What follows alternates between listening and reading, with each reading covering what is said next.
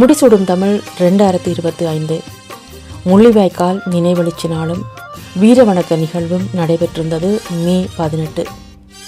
France நாட்டிலிருந்து வரி தந்திருந்த சிவானந்தன் அவர்கள், இவரும் ஒரு காலம் எங்களுடைய தாயகத்தில் களத்தில் நின்று போராடிய ஒரு போராளி. அம்மாவுடைய குடும்பம், அந்த பிள்ளைகள் பற்றின தன்னுடைய ஞாபக பகிர்வை சிவானந்தன் அவர்கள் பகிர்ந்து கொண்டே இருக்கின்றார். எல்லாருக்கும் வணக்கம். இப்படி ஒரு நிகழ்வுல பேச கிடைக்கும் என்றது எதிர்பார்த்திருக்காத ஒரு விஷயம் உண்டு. இங்க வந்திருக்க எல்லாரும் மிக உண்மையான ஆட்கள், உண்மையோட நிக்கிறாங்கன்னு சொல்லியிருந்தவர்கள். ஆனா தைரியமான ஆட்களும் கூட. இப்படி எல்லாரும் ஒன்றா இருக்கிற படங்களை பார்த்து அதுக்கு பூ வச்சு விளக்கு கொளுத்துறதுக்கு மிகப்பெரிய தைரியம் வேணும் எல்லாருக்கும். அந்த தைரியத்தையும் அவர்களே எங்களுக்கு ஊட்டி இருக்கிறார்கள் நான் நினைக்கிறேன். இதுல தலைவருக்கும் சரி, மற்ற தளபதிகளுக்கும் சரி, இதுல இருக்க போராளிகளுக்கும் சரி, போராடி மாவீரர்களும் சரி, எல்லாருமே அங்க இருந்த சூழல் காரணமாக போராட்டத்துக்குள்ள வந்தார்கள். ஆனால் இங்க இறந்திருக்கிற பிள்ளைகள் தமிழீழத்துக்காகவே பிறந்தவர்களாக நான் பார்க்கிறேன். ஏன்னு சொன்னா, அந்த அம்மா அப்பா என்கிற போராளி தளபதிகள் எல்லாருமே அந்த பிள்ளைகளை தமிழீழத்துக்காக மட்டும்தான் வளர்த்தவர்கள். துறை சார்ந்த கல்வியை இல்லைனாலும் சரி, மொழி இல்லைனாலும் சரி, எங்கட கல்வி முறை கொஞ்சம் வித்தியாசம் என்னன்னு சொன்னா, 93, 95 எடுத்தா ஏஜ் தமிழ்,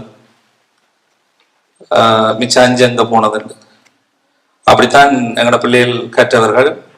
இயக்கத்து பிள்ளையும் அப்படித்தான் கற்பித்தல் இருக்கும். அப்ப இதுல எனக்கு கன விஷயங்களை கோர்வையை கதைக்க தெரியாது. இதான் ஃபர்ஸ்ட் கதைக்கிறதும். நான் எல்லாம் முடிச்சு இங்க வந்ததுக்கு பிறகு இரவுகள்ல நித்திரை இல்லாத நேரங்கள்ல, நித்திரை இல்லாமல் எழுப்பி இருக்கிற நேரங்கள்ல எழுதின விஷயங்கள், மொழிவாய்க்காடுல நடந்த விஷயங்களை தனியா எழுதி வச்சிருக்கிறேன். அதுல இந்த கலைக்கண்ணன், நல்லி 2 பேரும் கிட்டத்தட்ட பிள்ளைகள் மாதிரியும், எனக்கு பெருசா அவங்கள ஃபேமிலியோட தொடர்பு இல்லாட்டிலும் என்னுடைய மனைவிக்கு இருந்த தொடர்புகளால எனக்கு இவர்கள் பழக்கம். அந்த இதுல அவர்களை பற்றின என்னுடைய உணர்வை எழுதி வச்சிருக்கிறேன். அதை மட்டும் வாசிக்கிறேன். தயவு செய்து கேளுங்க. கலைக்கண்ணனும் அல்லியும் நாம் இழந்துவிட்ட சொத்துக்கள். இது உண்மை துயரம். அவர்கள் மட்டுமில்ல, இந்த பார்த்திபனையும் நாங்கள் இதுல பார்த்திபன் மூத்தவர். மே 13ஆம் நாள் சிவானந்தன் அண்ணா ஆமிகாரன் ஆபரேஷன் நீரோட்டம் என்ற பெயர் வைத்திருக்கிறானாம். இந்த நடவடிக்கை எதிராக இயக்கம் ஒரு நடவடிக்கை செய்தால் என்ன பெயர் வைக்கும் என்று சொல்லுங்கள் பார்ப்போம். அல்லி என்கின்ற அருள்வேந்தன் கேட்கிறான். அவனை அப்படியே அமர்ந்தபடி இறுக அணைத்துக் கொண்டேன். யார் மகனே நீ? தன் சொந்த தம்பி குண்டடிப்பட்டு பலியாகி கிடக்கிறான். தன் அன்னையும் அண்ணனும் பாட்டியும் சுதா என்பதனுடைய மனைவி அவருக்கு பிடிச்சவர்கள் எழுதினார். போராளிகளும் அனைவரும் அவனை சுற்றி வர கதறி அழுது கொண்டிருக்கிறார்கள். தன் தந்தையோ மனமுடைந்து செயலிழந்து இழப்புகளுக்கு அழுவதற்கு சிறிது நேரம் கிடைத்தவராக தனியே தேற்றுவார் என்று அழுது கொண்டே தம்மை மறந்த நிலையில் கிடக்கிறார். நான் இதுல நடந்த சம்பவத்தை எழுதியிருக்கிறேன். நீங்கள் இதுல ஒன்னையும் பிழையா பார்க்க வேண்டாம். அதை புரிஞ்சு கொள்ள முயலும். அது என்ன நடந்தது என்று அந்த சிச்சுவேஷனை புரிஞ்சு கொள்ள முயலும்.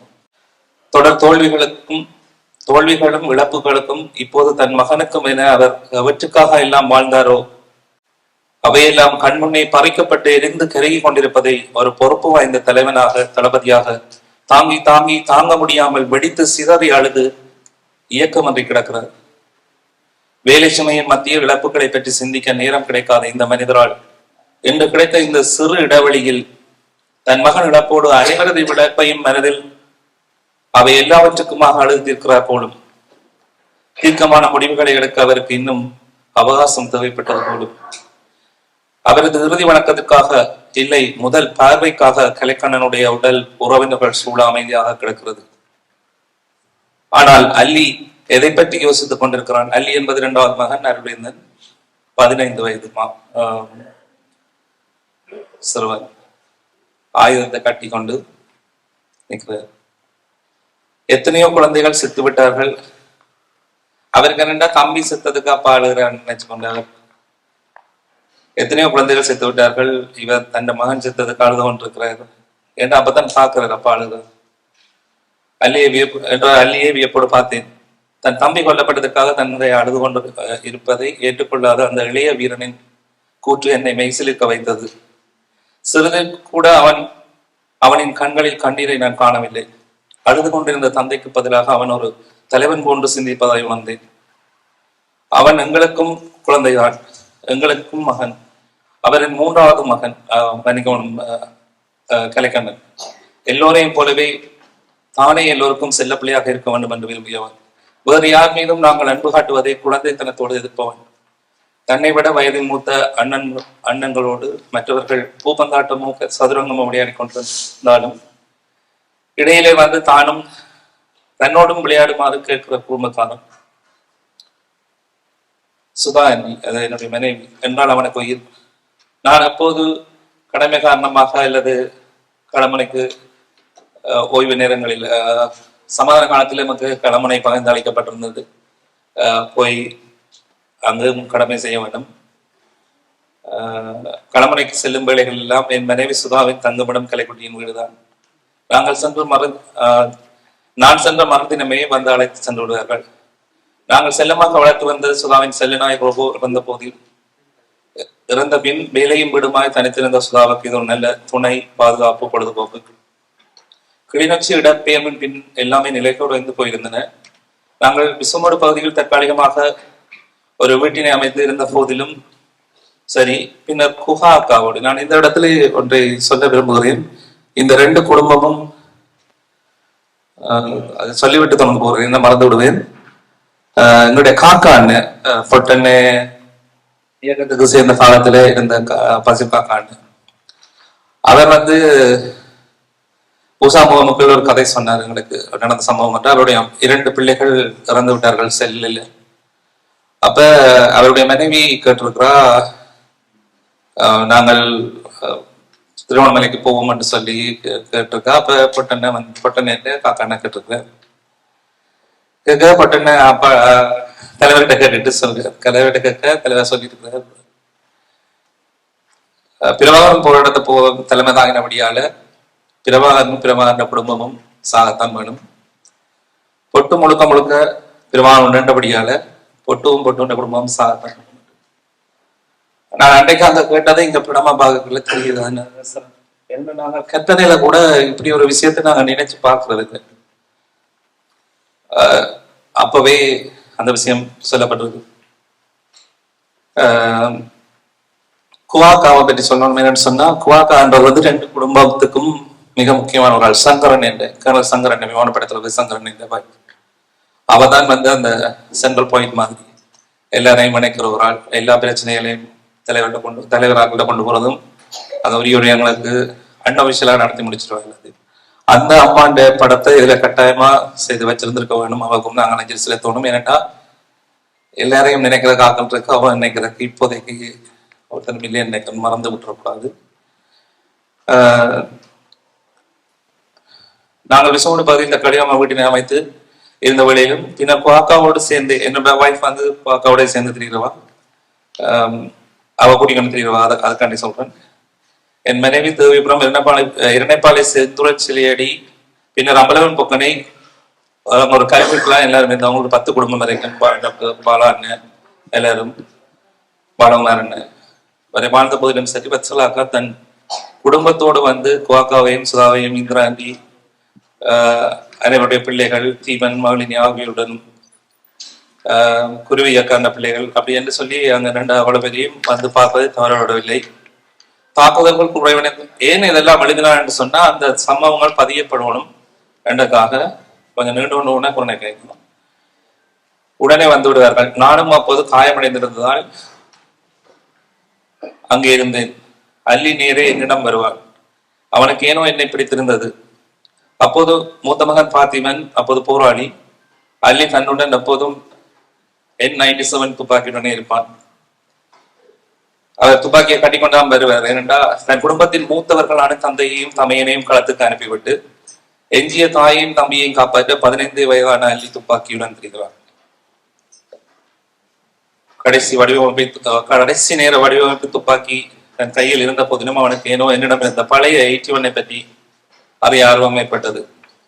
எனக்கு அந்த இளைஞன் சிறுவனின் உள்ளம் படும் தவிப்பை உணர்ந்து கொள்ள முடிந்தது. பிறந்த நாள் முதல் ரகசியம் கருதி உள்வட்டத்துக்குள்ளேயே வாழ்ந்தவர்கள், பாடசாலை சென்றாலும் சரி, ஏனைய இடங்களுக்கு சென்றாலும் சரி, அவர்களால் எல்லா இளைஞர்கள் சிறுவர்கள் போலவும் உலவை தெரிய முடியாது. நிறைந்த கட்டுப்பாடுகள். எதற்காக தங்கள் இளமையை அவர்கள் அர்ப்பணிக்கிறார்களோ அவையெல்லாம் அடியுண்டு போவதையும் தங்களால் உலகின் அடுத்த பரிமாணத்தை காணவும் முடியாமல் போகலாம் என்பதையும் அப்போதே அவன் உணர்ந்ததை என்னால் உணர முடிந்தது. இயக்கம் திருப்பி அடிக்க வேண்டும், இயக்கம் மறுபடி வெற்றி பெற வேண்டும் என்ற வேணவா அந்த பிஞ்சு மனதில் உணர்ந்தேன். அந்த நேரத்தின் கவலையிலும் அவனோட சிறிது காலம் பகிர கிடைத்தது பெருமையாக உணர்ந்தேன். அப்போது கூட கலைக்கண்ணன் அந்த நேரங்களில் நான் கலைக்கண்ணனோட காயத்தில் விழுகிறது அப்படின்னு கொஞ்சம் எழுதியிருக்குது. ஓகே, எனக்கு தெரியல அல்லி, நீங்க சொல்ல மாட்டேன் அந்த பெயர் இயக்கம் அடிச்சா என்ன நடவடிக்கை. அவர் சற்றும் தாமதிக்காது ஆபரேஷன் காற்றோட்டம் என்றான் அந்த 15 வயதான வீரமகன். ஏனென்றால் நீரோட்டத்தை அணைகட்டி தடுத்து விடலாம், ஆனால் காற்றோட்டத்தை எதனாலும் தடுக்க இயலாது என்று மேலும் விளக்கினான். யாருடைய மகன் இவன்? இப்படி பேசாமல் வேறப்படி பேசுவான். பெருமிதத்துடன் அவன் தலையை உச்சி முகர்ந்த போது என் கண்ணீர் அருவியாக கொட்டியது. எந்த வேளையில் இந்த மகன் இந்த கேள்வியை பற்றி யோசிப்பான்? ஒரு கணம், அந்த கணம் என் வாழ்வில் கிடைத்த மிகப்பெரிய வாய்ப்பு. ஏனெனில் புலிக்கு பிறந்தது புலிகான் என்பதை கண்கூடாக பார்த்த கணம். அந்திம காலத்தில் வெளிப்படும் அதிசயங்களில் அவனும் ஒருவனாக தெரிந்தான் அல்லி.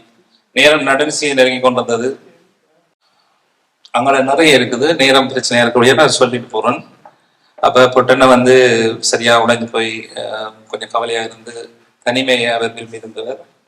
அப்ப அவர் அந்த பொடியை பார்க்காமல் பொடியை இறக்கிறாரு.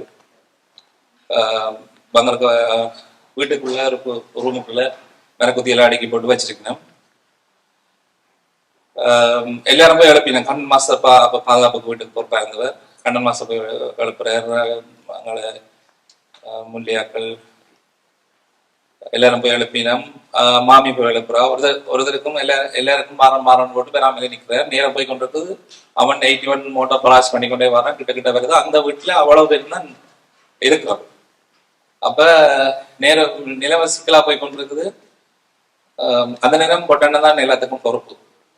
அவர் தான் தலைவருக்கு அடுத்த நிலையில எல்லாத்துக்குமான கோஆர்டினேட்டர். எல்லாத்துக்குமான அவர்கிட்ட சொல்லித்தான் விஷயங்கள் தலைவருக்கு போய் கொண்டிருந்தது அந்த நேரம். அப்ப என்ன செய்யறான்னு யோசிச்சு கொண்டிருந்தா நம்ம அள்ளியை கிட்ட அள்ளி போய் எழுப்ப மாட்டா. இல்ல அவர் எழுப்ப மாட்டார். கரணையில ட்ரை பண்ணிட்டு அப்ப நான் போனேன். போயிட்டு அண்ணன் ஹோம் போனார். உங்களை தான் எல்லாரும் பார்த்து கொண்டிருக்கணும். நீங்க வந்தா தான், நீங்க பார்த்தா தான் அடுத்தது நடக்கும். ஹோம் வாரேன். எனக்கு தெரியும் இது வர மாட்டேன். அப்ப நான் டக்குன்னு சொன்னேன், இல்லை என்ன செல்லடியும் கிட்ட வந்து கொண்டு இருக்குது. இந்த நேரம் எதுவும் நடக்கலாம். உங்களுக்கு ஏதாவது பிரச்சனைன்னு சொன்னா அண்ணன் தனிச்சிட்டு வேற சட்டாரன் எழுப்பினர். அந்த சொல்லுக்கு தான் எழுப்பினது. எழுப்பிட்டா கண்டு வந்தார். ஒரு 2 போய் கிழக்கு பொடியை பார்த்து 1 நிமிஷம் பார்த்து 2 கிட்ட கண்டு சொன்னார், இந்த வீட்டின் முத்தத்துல புதையங்கும் புதைச்சலோட அடையாளம் வைங்க. அவ்வளவுதான். கலைக்கண்ணுக்கு போடுறதுக்கு ஒரு பூ கூட இடத்துல இருக்குது. பூ கூட நாங்க போடல, இங்க வந்தான் போடுறோம். பிறகு அப்படியே கொண்டு போய் தண்ட கவச வாகனத்திலே ஏற்றி கொண்டு போய் கவனமாயிரம் கொண்டு விட்டு போனார். பிறகு நடந்த விஷயங்கள் இருக்குது நிறைய. சம்பந்தமே இல்லாத புலனாய்வுத்துறைக்கும் எனக்கும் எந்த சம்பந்தமும் இல்லை. ஆனால் ஏதோ சம்பந்தப்படுத்தி இருக்குது. நான் நினைக்கிறேன் அது அந்த உண்மை என்றது எல்லா போராளிகளுக்கும் இருக்கிற அந்த உண்மை பிரிவு சார்ந்து இல்லாமல் இங்க இருக்கிற எல்லாரும் வேற பிரிவுகள் இருந்தாலும் எல்லாரும் ஒன்றா இருக்கிறது காரணமும் அந்த உண்மை என்ற நெருப்பு எவ்வளவு காலம் போனாலும் எங்களுக்குள்ள அது உரநிலையில இருக்கிறது. இப்ப வெளிவர தொடங்கி இருக்குது. தொடர்ந்து நாங்கள் இந்த விஷயங்களை பதிவு செய்யறதோடு மட்டும் இல்லாமல் இன்னொரு விஷயத்தை நான் குறிப்பிட்டு இதை முடிக்கிறேன். கடந்த காலங்களில் நினைவு கூர்ற நிகழ்வுகளை மட்டுமே நடத்தி கொண்டிருக்குது தமிழினம். செத்த வீடுகளை மட்டுமே, அப்படித்தான் பச்சையா சொல்றோம். அதை மட்டுமே நாங்க செய்து கொண்டிருக்கிறோம். எதிரிக்கு என்ன செய்யணும், ஈழத்தை நோக்கி என்ன செய்யணும்ன்றதை பற்றி நாங்கள் எந்த வேலையுமே செய்யறது எல்லாரும் பார்த்தாலும் நிகழ்வு உலகம்தான். எதிரி ஏதாவது செய்தா அதுக்கு மாற்று நடவடிக்கை, போராட்டம், சந்திரா கூப்பிடுவோம். அவன் செய்ய முதலே நாங்கள் செய்த ஆக்கள் என்ன காக்கா அன்னைக்கு சொன்ன மாதிரி நடேசன் இன்னொரு விஷயம். நடேசன் வந்து அன்னிட்ட கேட்டிருக்கிறார். கடைசி நேரத்துல நிர்வாகங்கள் இருக்கிற போராளிகள் எல்லாரும் வந்து பொறுப்பாளர் எல்லாரும் வந்து பழைய சண்டைக்காரர், அவையில லீடர்ஸா விட்டு நாங்க புதாக்களை சண்டை பிடிக்க மாட்டோம். அவரோட அண்ணன் சொல்லி இருக்கிறார், பழைய ஆக்கள் எல்லாருக்கும் வேற வேலை இருக்குது, நீங்கள் இருக்கிறாக்களை வச்சு சண்டை பிடிக்கணும்னு சொல்லியிருக்காரு கடைசி நேரம். அந்த அன்னையால கூடப்பட்ட உயிர் பிச்சு அல்லது அன்னையால பாதுகாக்கப்பட்ட உயிர்கள் தான் இன்றைய பொறுப்பாளர்கள் இங்க வந்திருக்கிறோம். அவைகளுக்கு என்ன வேலைன்னு அண்ணன் நினைச்சிருந்தாரோ அந்த வேலையை தயவு செய்து அந்த பொறுப்பாளர்கள் உணர்ந்து கொள்ளுமா நீங்களாவே. அதுக்குரிய சக்தி உங்கள்கிட்ட இருக்கு, அதை செய்யுங்க. நன்றி. மரணத்தை கண்டு